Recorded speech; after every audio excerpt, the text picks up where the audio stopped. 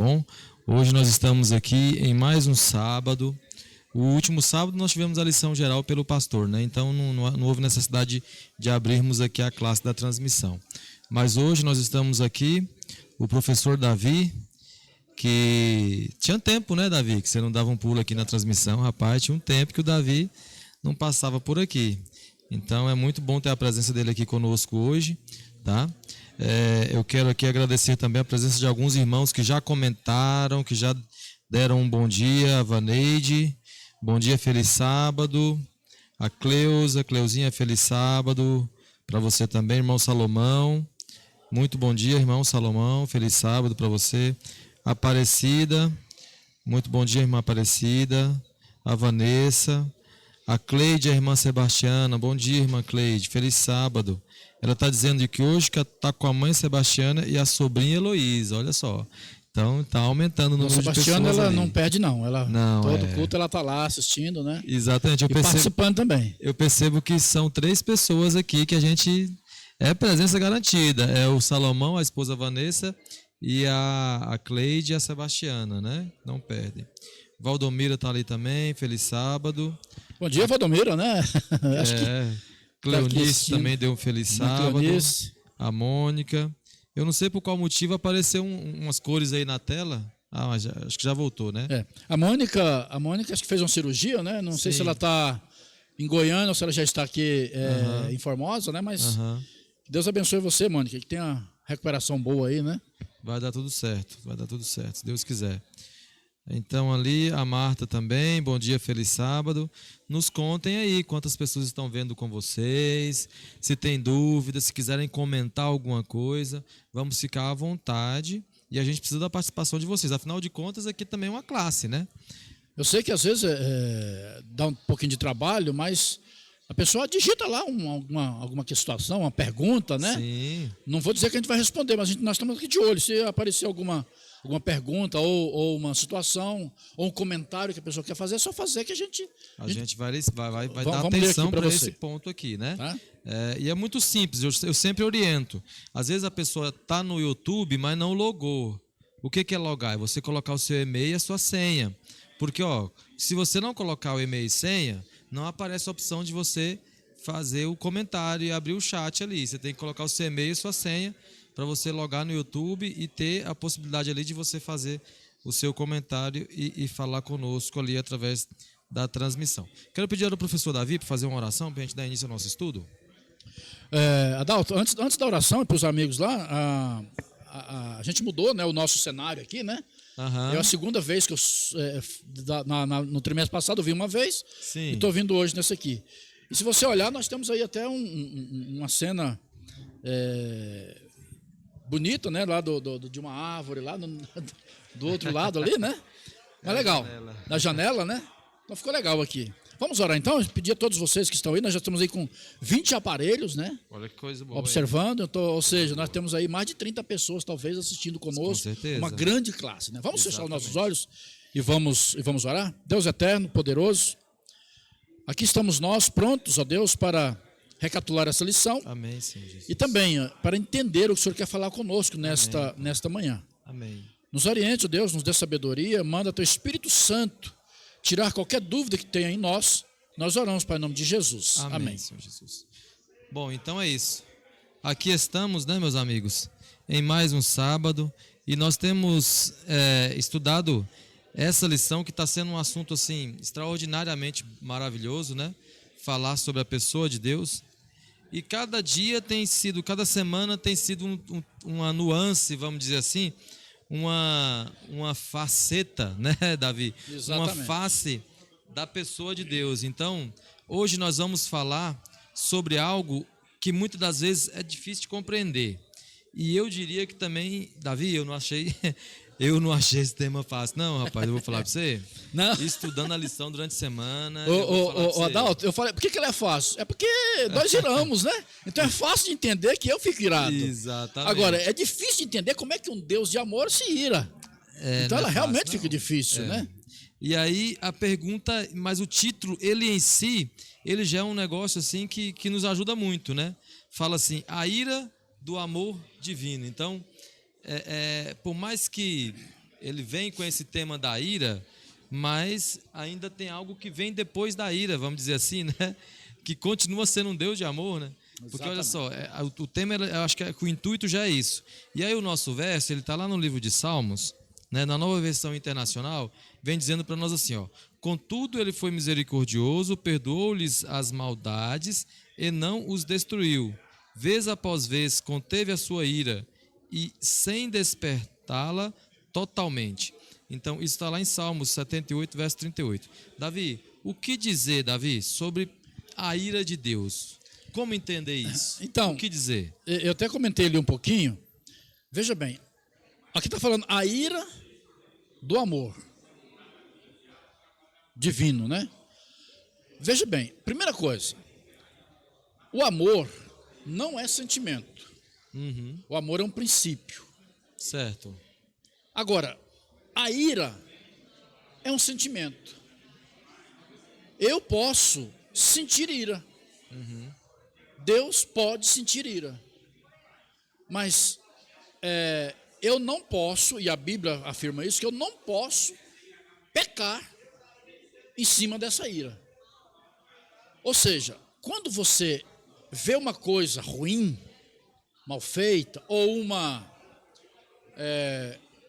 ou algo que alguém está sofrendo de maneira injusta, o que sobe em nós? A gente fala que o sangue ferveu. Isso é um sentimento, é ira. Mas até aí, isso não é pecado. Por exemplo, Caim, quando ele levou aquelas frutas, aquelas coisas para dar a Deus, fazer um culto a Deus, mas não era o que Deus havia prometido, e que a fumaça daquele culto não subiu ao céu, a Bíblia diz que ele ficou irado. E aí Deus chamou a atenção dele e falou assim: Caim, você está irado por quê? Ah, Senhor, olha, cabe a você controlar a sua ira. Você tem que controlar. Então assim, irar é um sentimento. A gente, não sei se é adrenalina, deve ser adrenalina, né? Mexe com você. Sim. Isso é um sentimento. Isso até aí não é pecado. Agora, depois disso aí já pode acontecer de se tornar pecado. Entendi. Então o que nós vamos encontrar aqui é um Deus se irando. Mas por que Deus ira? E aí eu falei algumas frases, né? Que às vezes essa ira de Deus não é Deus querendo punir, matar. A ira de Deus é contra o pecado. Desde quando o homem pecou, Deus irou. Entendi. Tá? E é interessante porque assim, ó, eu percebi também, Davi, a lição, o nosso guia aqui, falando sobre a manifestação aqui da ira de Deus em consequência do amor dele, né? Então, como que a gente consegue explicar isso? Eu acho que é um pouquinho até do que você já estava falando, né? Mas existe assim a ira por consequência de outra coisa que não está relacionada ao amor, né? Porque você falou aí, por exemplo, você deu 2 exemplos. Quando vê alguém fazendo alguma coisa errada e a gente fica com esse sentimento, né? E aí também, como justificar, por exemplo, a ira de Caim que você relatou aí? Porque assim, o próprio Caim fez alguma coisa errada e eu acho que ele tinha consciência disso, porque com certeza que ele era orientado com relação a como deveria ser esse sacrifício, né? Mas, então assim, é nesse sentido que Deus fala que a gente tem que controlar esse sentimento, porque às vezes fica meio dúbio assim de entender, né? A lição leva para o Salmo 78, que é o verso áureo, né? Então vamos lá de novo. Contudo, falando aqui de Deus, foi misericordioso, perdoou-lhe essas maldades e não os destruiu. Sim. Vez por vez, conteve a sua ira, sem despertá-la totalmente. E aí o que a gente entende? Às vezes, olhando só isso aqui, você não entende. Agora vamos para o contexto do Salmo 78, que é o segundo salmo ou capítulo maior da Bíblia, né? O segundo capítulo maior da Bíblia. Como é que nós vamos entender isso? Aqui está falando do contexto do povo de Israel. Quem era o povo de Israel? Quanto tempo eles passaram prisioneiros ou escravos lá no Egito? 430 anos. Aquele povo não tinha direito a nada. O direito que eles tinham era de trabalhar, só. Aquele povo até comer. Bom, mas aí o que acontece? Deus agora vai tirar aquele povo, certo, com mão forte, com milagre. Aquele povo passa no Mar Vermelho, pela providência de Deus. Sim. A comida acaba, Deus manda maná do céu. No deserto não tem água, Deus abre uma rocha, e aquela rocha passa a dar água. Aonde eles estavam, aquela rocha estava lá. Interessante que ela acompanha, né? Ela acompanha. Assim como a nuvem, como o maná que cai, como toda a providência divina, né? Só que chegou um momento, para você ver, Adalto, que quando chegou o momento que o povo falou assim: não, Senhor, eu não aguento mais esse maná, não. Enjoei. Não, isso aqui, essa comida, não. Ó, lá no Egito, a gente comia era carne. E era muita carne. Agora, olha, aonde que o povo volta a questionar a Deus. Né? Deus fala, tá bom, então você não está gostando da minha comida? Da minha padaria do céu? Não, está gostando? Não. Eu vou dar então carne para vocês. Só que é o seguinte, pode comer. Vocês vão comer mesmo. Só que vocês vão comer tanta carne que vocês vão passar mal e vão morrer. E foi o que aconteceu. Aquele povo comeu tanta carne que quando eles... Aí o texto diz que lá, quando eles estavam com carne nos dentes, Deus se irou. Mas é porque eles comeram tanta carne, eles comeram tanto que passaram mal. De tanto comer. De tanto comer. E é claro, Deus... E aí o que eu coloquei é que Deus, uma frase, que Deus muitas vezes, ou a maioria das vezes, ele assiste a pessoa sofrer as consequências das suas ações. Ou seja, Deus queria dar uma comida especial para eles, Deus deu a comida especial para eles, mas eles enjoou, falou, não, eu prefiro comer a comida lá do Egito. Então, ou seja, no contexto, e aí quando você vai olhando lá, no contexto, Asaf falando, não só dessa cena, mas em outras cenas, aquele povo chegou no lá, não foi Deus que me tirou, não, quem tirou foi esse bezerro. Então, todas as vezes que Deus se irava com o povo, era o povo fazendo o quê? O povo olhando para trás e vendo, achando que a vida deles como escravo era melhor do que aquela que Deus estava dando. Que Deus estava dando.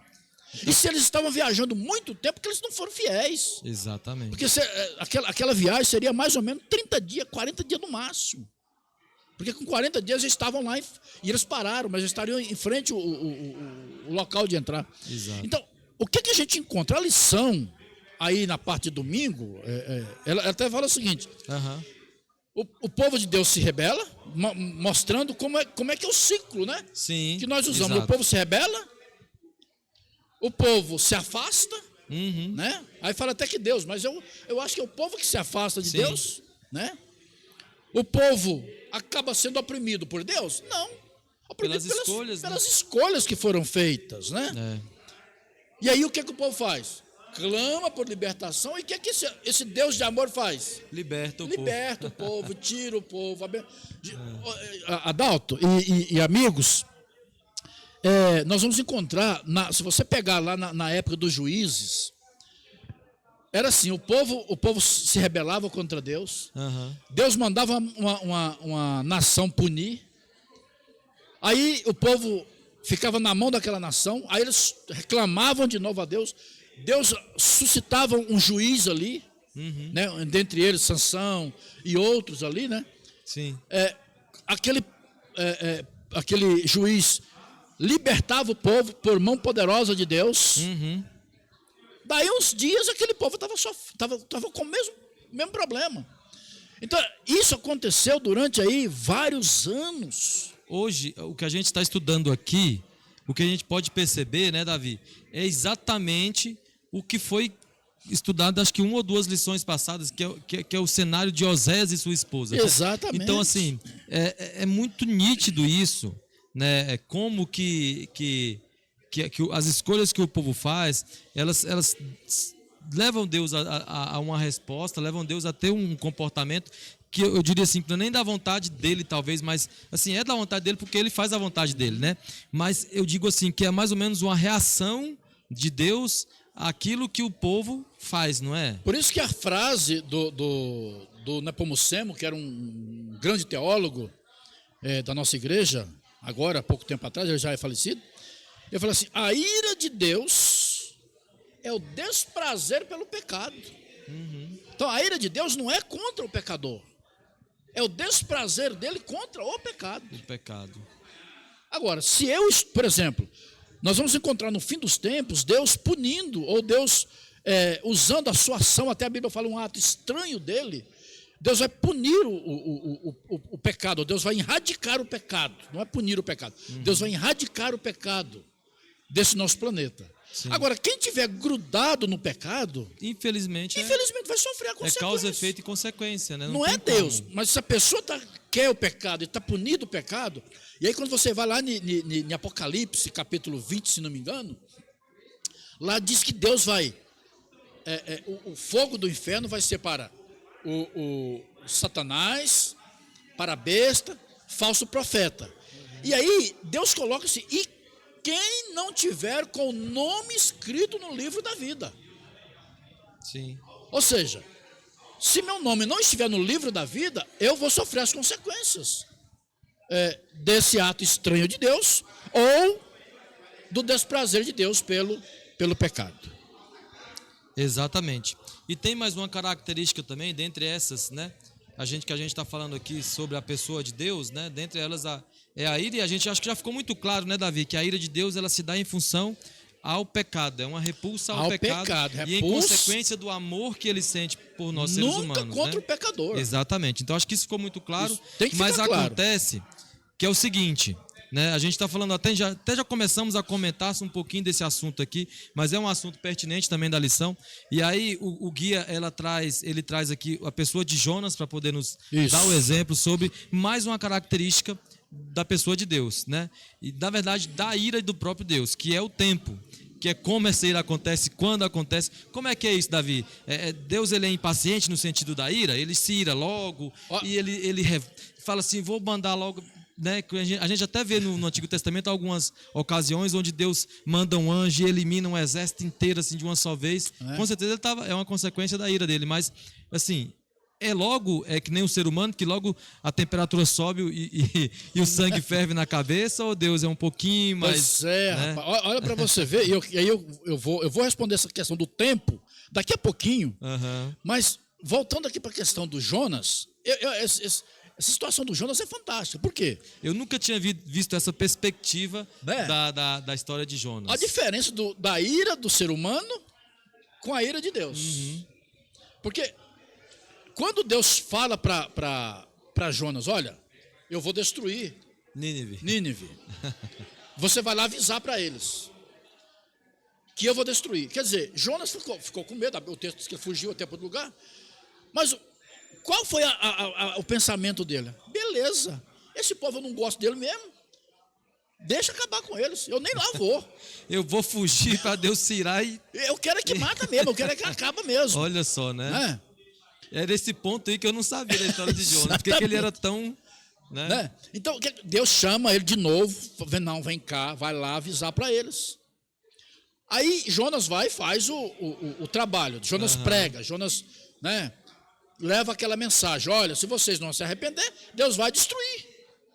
E o que acontece com o povo? Se arrepende. A Bíblia diz que o povo todo se arrepende, do menor ao maior. Olha só que história, né? Que história. E aí o que Deus faz? Bom, se o povo se arrependeu, e eu digo que eu vou destruir, mas há se eles se arrependerem, eu posso mudar de ideia. Eu vou mudar de ideia. Deus então muda de ideia. E o que acontece com Jonas?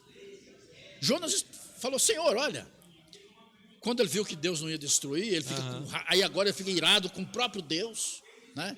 Ele falou: Deus, eu sabia que o Senhor é misericordioso, por isso que eu não queria vir. Por esse motivo. Porque aqui eu queria muito mais que o Senhor eliminasse esse povo do que perdoasse eles. Quer dizer, o Jonas senta lá num local, cruza os braços e fica só olhando. Eu quero ver agora o povo ser destruído.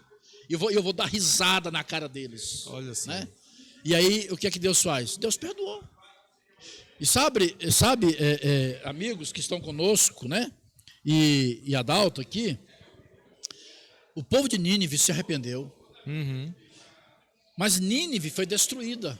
Quando? 150 anos depois. Desse acontecimento. Desse acontecimento. Porque aquele rei ali, ele aceitou, ele se converteu. Mas passa-se o tempo, outros vieram e voltaram às mesmas práticas terríveis que o povo tinha. 150 anos depois, Deus fala, tá bom, vocês não querem não, vão ser destruídos. E aí Nínive foi destruída. Mas Deus, nesse caso de Nínive, Deus ainda deu 150 anos de misericórdia para eles. Chegou um momento que não teve jeito. Chega, né? Teve que ser destruído aquele povo, né? Então a gente encontra assim, a misericórdia de Deus, ela é grandiosa. E vou dizer uma outra coisa para você, porque nós vamos entrar daqui a pouquinho num ponto interessante. Por exemplo, o povo de Israel, quando ele entrou aproximadamente no ano 1400 antes de Cristo. Eles entraram na Terra Prometida, que Josué colocou o povo na Terra Prometida, mais ou menos 1400 anos antes de Cristo. O Nabucodonosor foi mandado para destruir, não para destruir, mas para levar o povo cativo. Sim. No ano 600 antes de Cristo. Então, se você pegar 1400 anos e tirar os 600 anos, vai dar 800 anos de misericórdia para o povo. Sim. Ou seja, Deus é misericordioso ou não? Muito, né? Então, desde quando o povo saiu do Egito, sendo um povo que não aceitava, que fazia, sempre estava rebelando contra Deus. Depois que eles entram lá na Terra Prometida, continua se rebelando. Deus ainda dá 800 anos até punir o povo.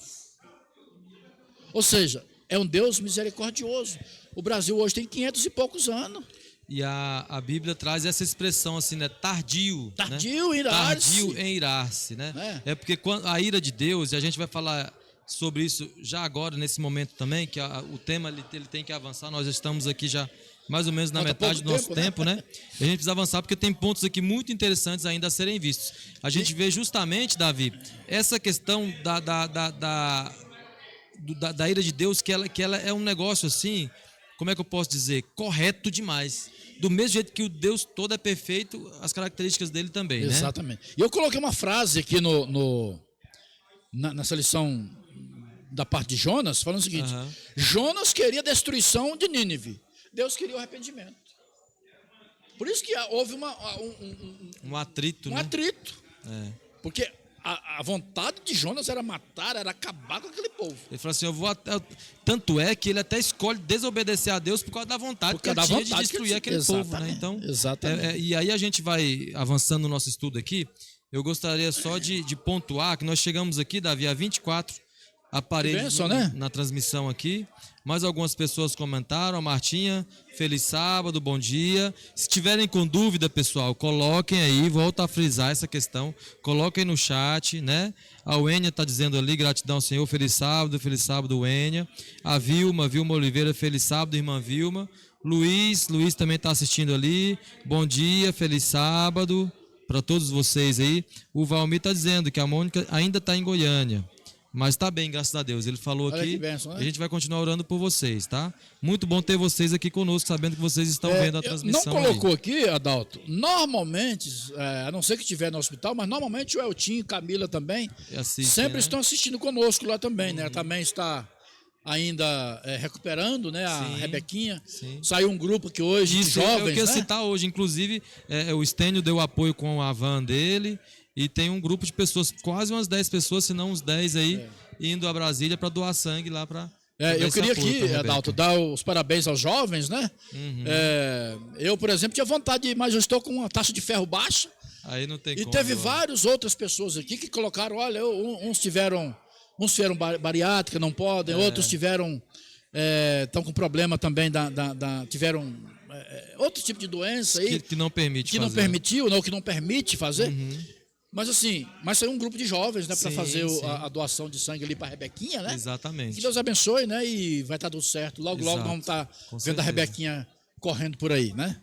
Davi, e aqui agora, nesse próximo tema que a gente tem para poder abordar, a gente vê a ira de Deus na pessoa de Cristo. De Cristo. O que dizer sobre isso, Davi? Adalto, como que isso acontece? Essa cena, ela parece...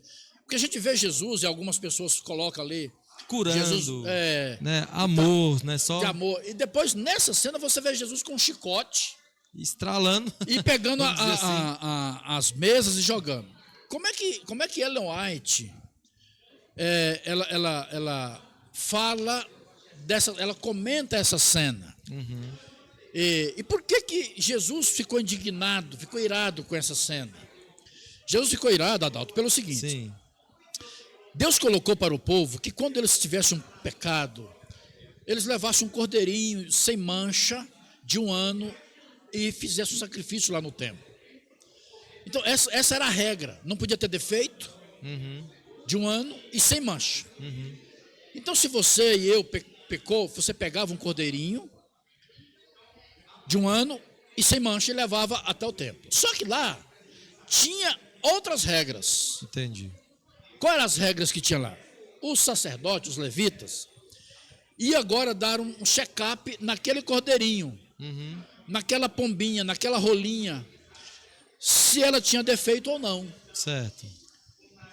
E mesmo que aquele animal não tivesse defeito, o que eles encontravam? Eles encontravam um defeito. O que eles faziam? Eles falavam para a pessoa, olha, o seu animal tem um defeito. E você não pode sacrificá-lo. Porque ele representa Jesus, né? Se bem que eles não acreditavam muito nisso, porque Jesus veio e eles não acreditaram. Mas era aquilo que estava representando. Era uma maneira didática de Deus fazer. Ensinar para eles. O que aconteceu? O que eles faziam? A pessoa levou o cordeirinho que realmente estava apto para fazer.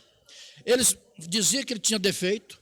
E agora a pessoa, você e eu, era obrigada a comprar um cordeirinho na mão deles, superfaturado, por alto preço. Mas qual era o problema? Agora, aquele cordeirinho que estava com defeito, ficava lá. E eles iam vender depois. Então, quando Jesus viu aquela cena, Jesus ficou o quê? Irado. Uma ira assim que eu acho que se a gente pode, não sei se tem como classificar o grau da ira de Deus, mas se a gente pudesse classificar, eu acho que seria um de grau assim bem elevado. Bem elevado. É por isso que eu até contei a historiazinha da cena que eu estive ali. Quando eu vi a pessoa, né, um monte lá, né, de dejeto em cima do... Eu fiquei irado. Então, é assim que Jesus ficou, mais ou menos assim. Só que aí teve um detalhe. A gente imagina Jesus pegando um chicote. Não. Ele realmente jogou aquelas mesas. Ele abriu as gaiolas das pombinhas, deixou elas fugirem. Aqueles animais que estavam ali, deixou eles ir embora. Mas a Ellen White comenta que o olhar de Jesus para aqueles homens, para aquelas pessoas, era tão assustador que eles começaram a correr. E eles corriam. Diz que lá na estrada, eles viam os pecadores vindo com o cordeirinho, vindo com a pombinha, e eles paravam para dizer, o seu cordeiro tinha defeito. Mas quando eles olhavam, eles viam o quê? A cena de Jesus olhando para eles. E quando eles olhavam aquela cena, mais eles corriam. E quando eles paravam, que eles viravam para trás, eles olhavam e viam a cena de Jesus, como o olhar de Rei dos Reis e Senhor dos Senhores. Então aquela cena deixou aqueles homens chocados de tal forma. Então não é que Jesus estava ali batendo nas pessoas, mas Jesus estava irado com zelo. Jesus tinha um zelo pela sua casa. O tema de quarta-feira que fala justamente sobre isso, Davi, porque assim, essas pessoas que eram fiéis, e a gente está comentando justamente que terça em conjunto com agora, né, essas pessoas que eram fiéis, que eram sinceras a Deus, elas estavam sendo nada mais do que sendo afligidas por aquelas outras pessoas que eram os líderes daquela época. Exatamente. Você menospreza, que você oprime, que você aflige alguém, eu acho que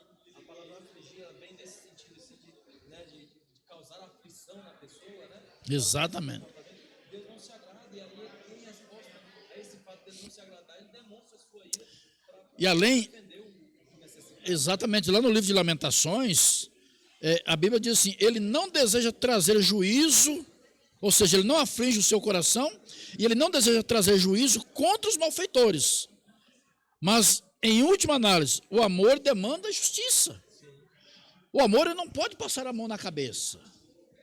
Por exemplo, quando Adão cometeu o seu pecado, junto com Eva, Deus tinha falado: olha, Adão, o dia que você pecar, morre. Mas quanto tempo Adão levou para morrer? 930 anos. 960 foi o outro lá, né, que viveu mais, né? 969. 930 anos. Ou seja, quer dizer, aquele que Deus falou, o dia que pecar, o dia para pecar levou 900 anos. Então Deus é um Deus de misericórdia. Agora, irmãos e amigos que estão conosco, parece que o seu microfone está sem som, né? Alguém já falou ali. Está baixo, alguma coisa assim. Vou pedir para providenciarem aí uma nova bateria, parece que essa daqui... Então, enquanto providencia, se você até quiser ir lá para ver ali, não sei se lá ou ali, né? Eu vou comentando com os nossos irmãos aqui. Está falando mesmo, o senhor já desligou já. Já desligou. Uhum. Então, o que acontece?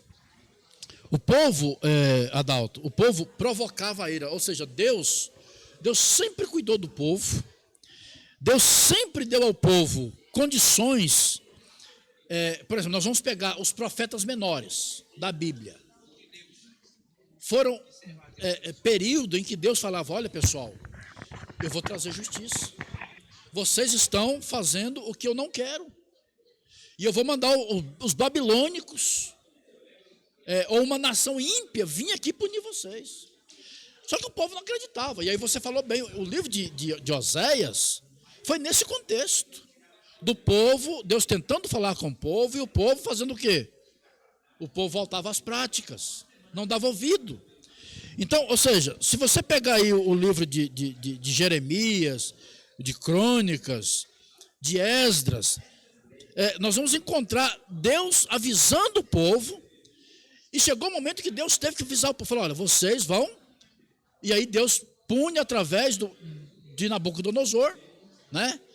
Mas Deus levou 800 anos para chegar à paz final.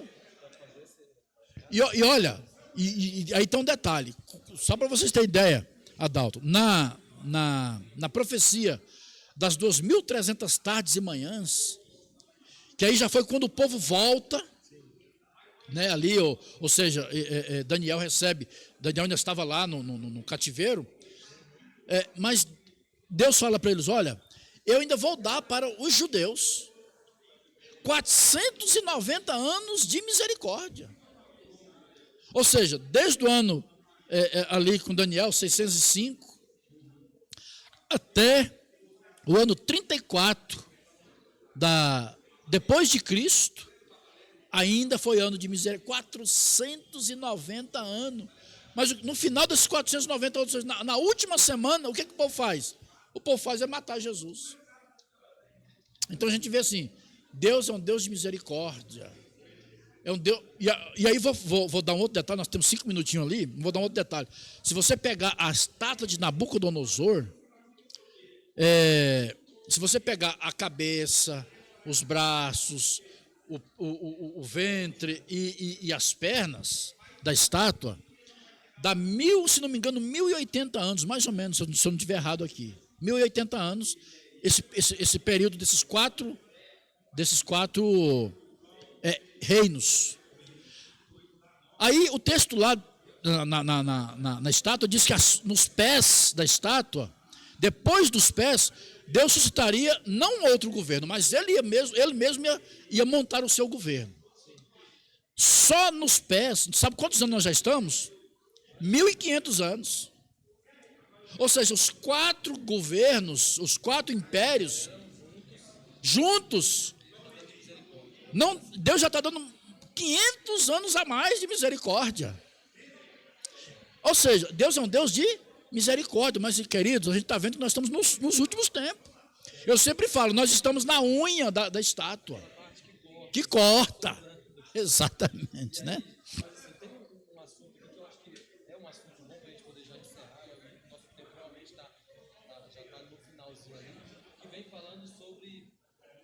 Sensação que a ira traz, né, Davi? Que é uma sensação de fazer justiça. De vingança até, né? Exatamente, porque assim, ó, como a ira ela é um sentimento, e Deus ele também expressa esse sentimento, mas em favor de alguém que está sendo injustiçado, né? Então a gente muitas vezes também tem esse sentimento. Exatamente. A gente também expressa esse sentimento. Só que aí é que está o problema, né? Assim como a gente cita Caim lá no início, que compete a ele, compete a nós controlarmos a nossa ira, a gente não pode ir além daquela ira que fica no pensamento, né? Adalto. Então, é um negócio assim, ó, porque ele vem falando que pertence único e exclusivamente a Deus, a questão da vingança, a questão Exatamente. porque assim, a compaixão de Deus é tão grande que pertence a ele sabe a melhor forma de usar, de fazer a justiça como ela é, na essência do amor dele, né? E Adalto, aí alguém pode falar assim, mas na Bíblia diz que é olho por olho, dente por dente. Não é? Então vamos fazer, como é que a gente pode controlar isso aqui? Como é que nós podemos organizar isso aqui? Veja bem, você colocou muito bem, eu não posso fazer justiça com as minhas próprias mãos. Se alguém, veja bem, Adalto, se alguém faça o mal pela minha filha,